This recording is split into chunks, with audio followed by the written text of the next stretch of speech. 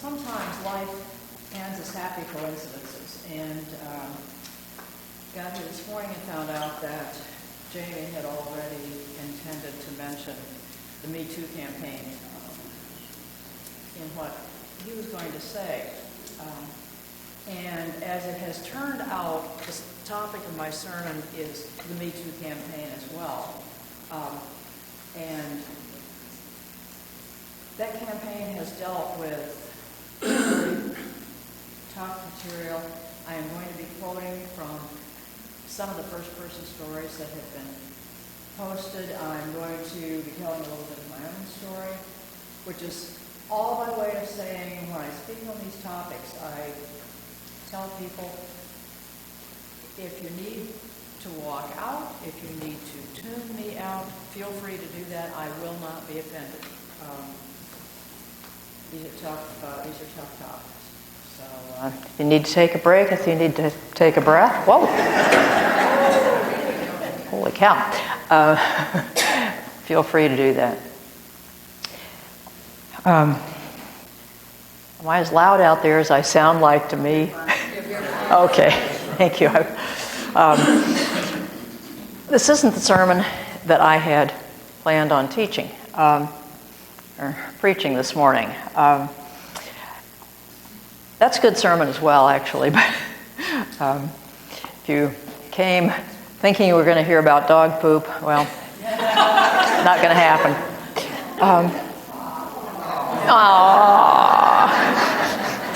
I know. Nearly 3 decades ago, though, I began to get back in touch with things that had happened to me as a child, sexual and emotional abuse while growing up in a family that was troubled by alcoholism, enabling, infidelity, you name it. I'd never quite forgotten. I had fragments of memories, but small fragments only. As I recalled and processed and recalled, it became a spiral of healing. And eventually I began speaking about my experiences, telling my story, in order to raise awareness, to help other survivors know that they're not alone, that healing is possible. I wrote a book, Reclaiming Our Souls, A Woman's Guide to Healing the Spirit After Sexual Abuse, with basically the same goal in mind. That was about between 10 and 15 years ago now. And suddenly I found myself drop-kicked into a whole new season of life. This is a bit of a sidetrack, but important context. I found myself drop-kicked into a whole new season of life by the untimely death of my late husband. That was followed by a long series of other things, good stuff, a marriage, a move, the acquisition of a much larger extended family. I was an only child. My husband is one of many, and his late wife was one of many, so I suddenly found myself with this humongous extended family, which is wonderful. Retirement, a couple of post-retirement job changes, more grandchildren. My daughter's remarriage to a wonderful man who loves and respects her. Other things less momentous, but all by way of saying that all these good things managed to kind of sideline this long-term project that I had conceived of. Using my particular gift, speaking of which happened to be speaking and writing, to raise awareness and to help other survivors, to contribute what I could contribute to the world. And I've just recently begun picking up the threads then of this long-term project. Excuse me. So Tuesday, as I was preparing to get back to work on the sermon that I had planned and had already made a pretty good start on, I glanced again at Facebook, and I've become part of that ongoing Me Too conversation. Probably everybody knows what that is, but if you don't, you will here in a minute. the conversation that began with the Me Too hashtag. I read through several posts, responded to several conversations, reposted some posts that I thought were worth sharing. Well, it was then that this sermon reached out and grabbed me. Not literally, maybe, of course, but I knew this was the sermon I needed to preach. My life has been calling me back in various crazy ways to this project recently. It's kind of like it's sort of around every corner. I have several things in the works. This is one of them. Interesting little piece of history on the Me Too project itself. It's generally attributed to, wrongly, incidentally, to actress Alyssa Milano. The woman who actually started it is a woman of color by the name of Tarana Burke. She came up with the campaign about 10 years ago. She created the phrase as part of a grassroots movement to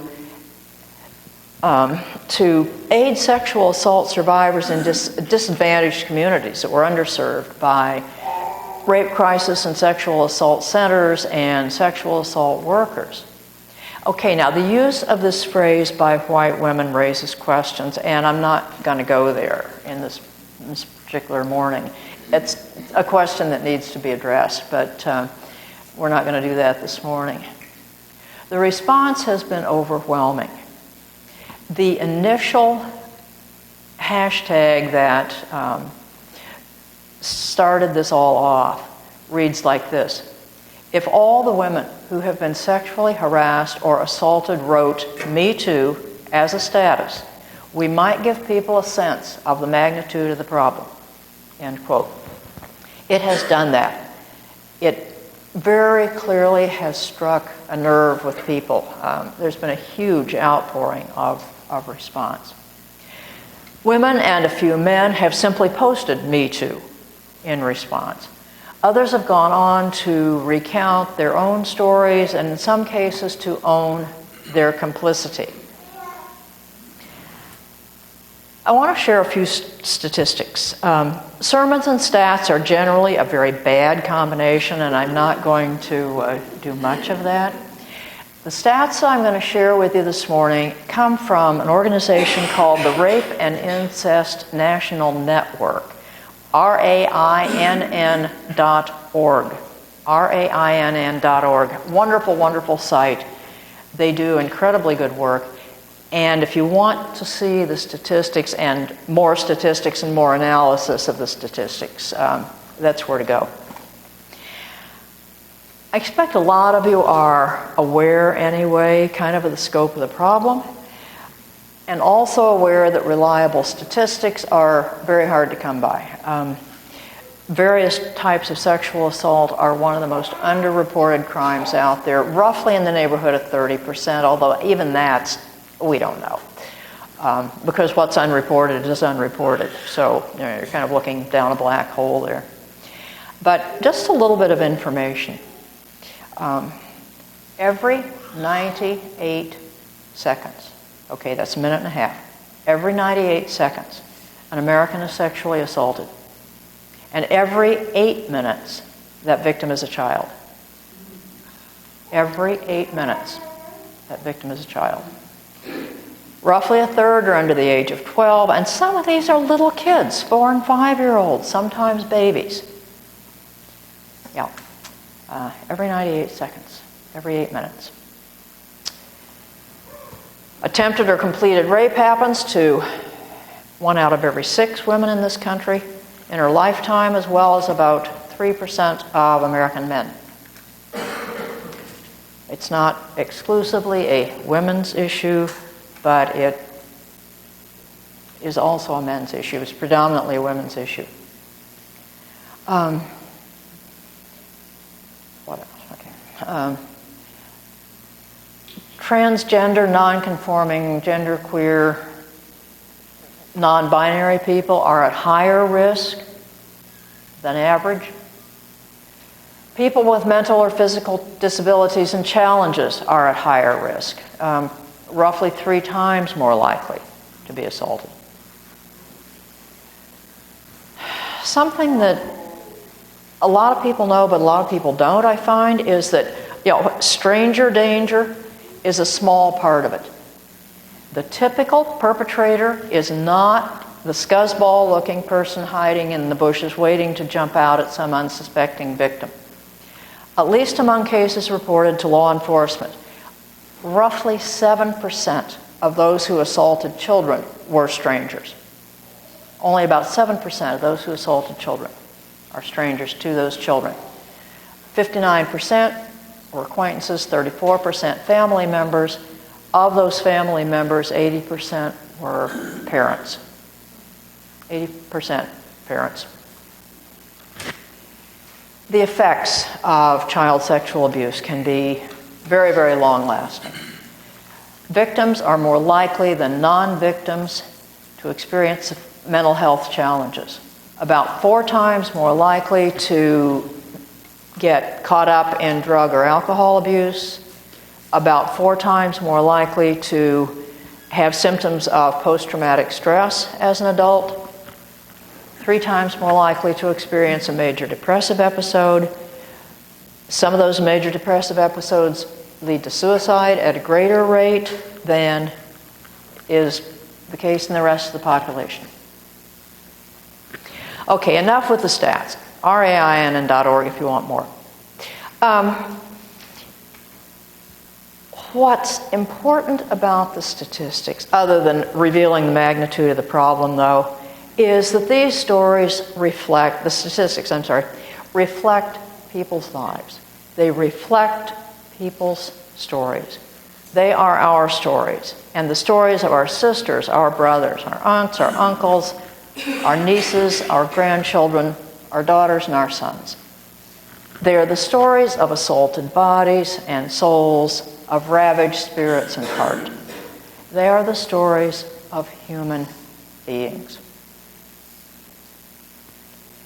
Now, very briefly, my own story is one of incest by my father from the time I was 4 or 5 until my parents divorced and my mother and I moved out when I was about 15. For a time, sex with my father became almost routine. It was something I had to do if I wanted any positive attention from him, and I did to get positive attention from him. Bizarre as it seems in retrospect, and bizarre as it may sound, it was pretty much just part of my life during that period.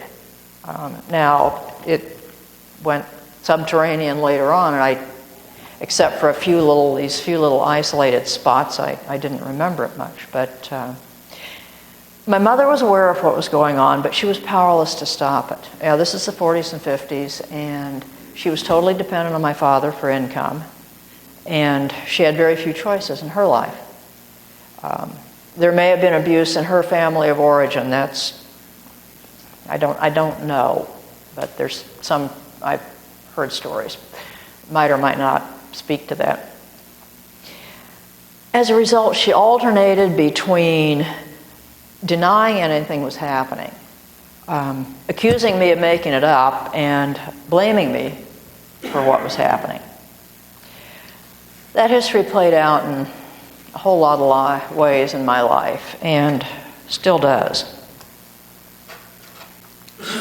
Have I gotten over it? No. Have I healed? Yes, to a very, very large extent. Because I have, I can do the work that I do.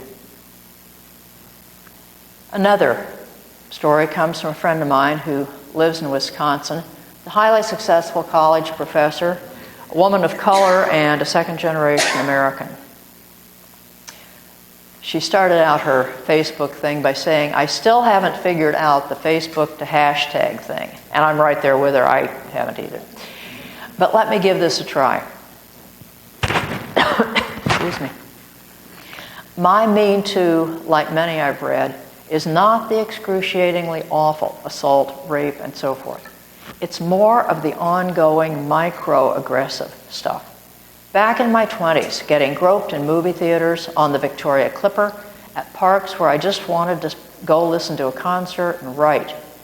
In my 30s, at bars that I went to alone because I just wanted a glass of wine with nachos and the opportunity to relax and write.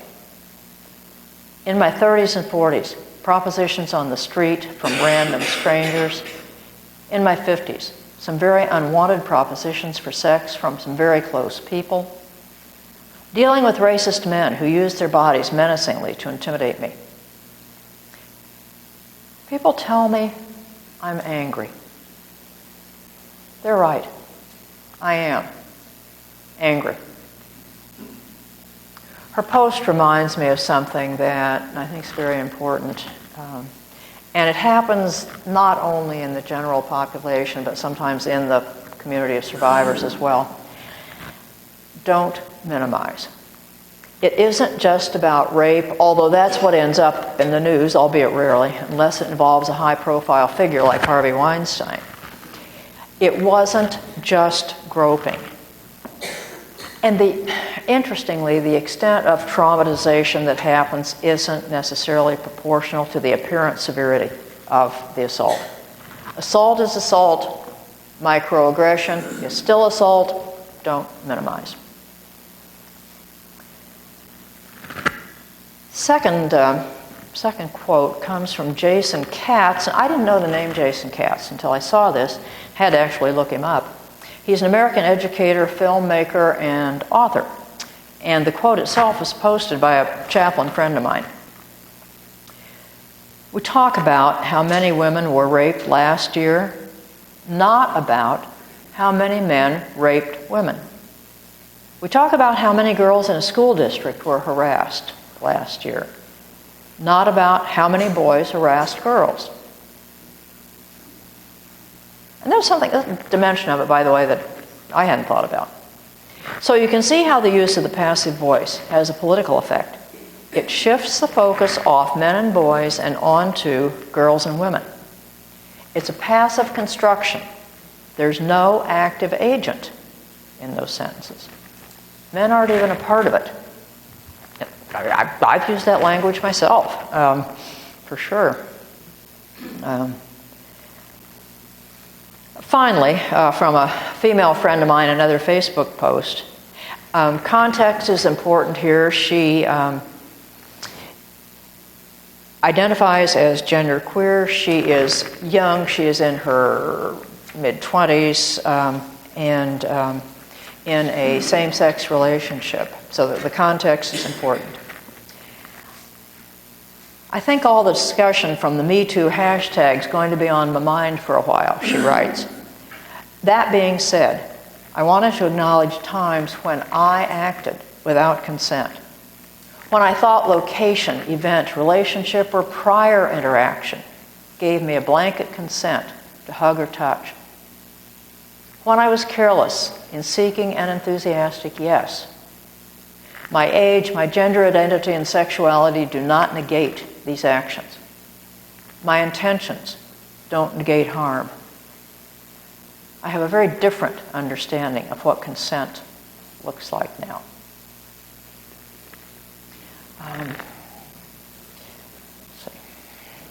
We're skip over a couple things here because we're on time here.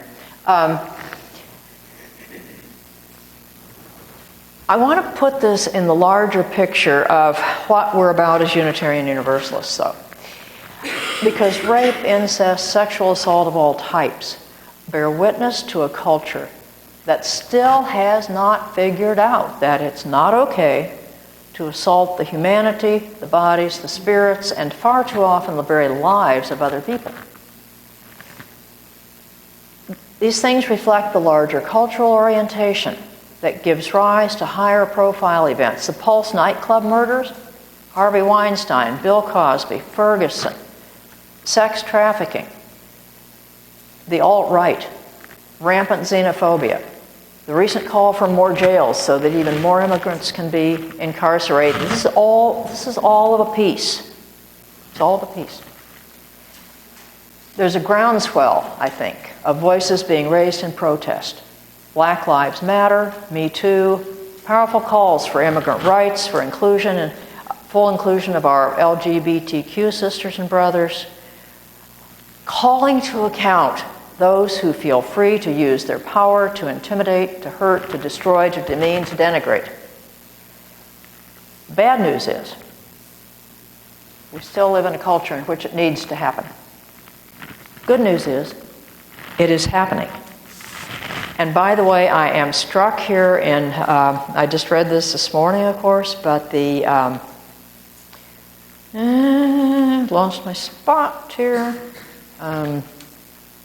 Okay, about the conversation that you all are having about a proposed eighth principle.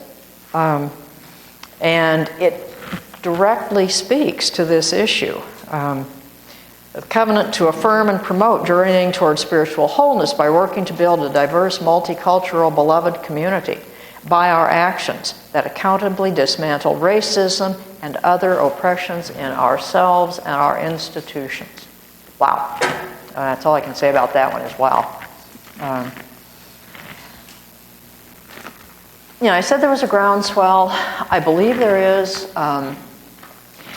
And our faith calls us as UUs to embrace this groundswell. Because we covenant to affirm and promote, you know all these, the inherent worth and dignity of each and every person. Justice, equality, compassion in human relations. The word was equity, not equality, but both and. Respect for the interdependent web of all being, of which each and every one of us is an important part. Each of us has a contribution to make. Each of us is worthy of respect. What will you bring to this effort? May it be so.